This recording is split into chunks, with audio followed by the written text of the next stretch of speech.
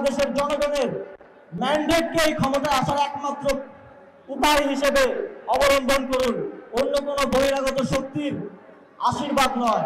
স্বৈরাচারী শেখ হাসিনা বলেছিল কুমিল্লা নামে কোনো বিভাগ হবে না।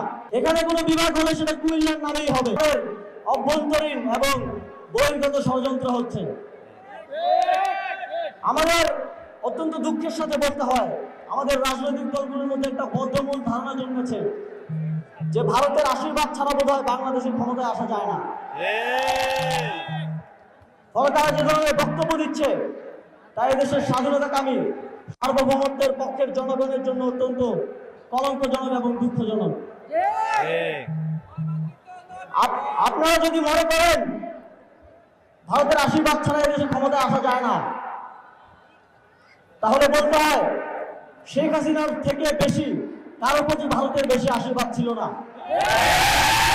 সেই শেখ হাসিনার কি পরিণতি বাংলাদেশের জনগণ করেছে তা খুব স্পষ্টভাবে আপনারা দেখতে পাচ্ছেন। আপনারা যদি ভবিষ্যতে সে ধরনের পরিণতির সম্মুখীন হতে না চান, বাংলাদেশের জনগণের ম্যান্ডেটকে এই ক্ষমতায় আসার একমাত্র উপায় হিসেবে অবলম্বন করুন, অন্য কোনো বহিরাগত শক্তির আশীর্বাদ নয়। বাংলাদেশের জনগণের ম্যান্ডেটই হবে যে কোনো রাজনৈতিক দল কিংবা সরকারের ক্ষমতায় আসার একমাত্র অবলম্বন।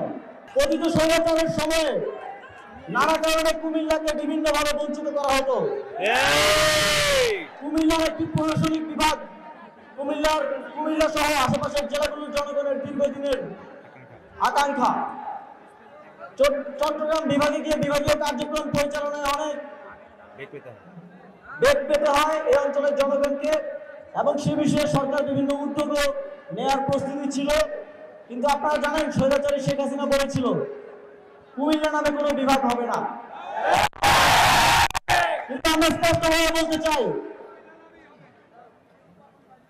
এখানে কোনো বিভাগ হলে সেটা কুমিল্লার নামেই হবে।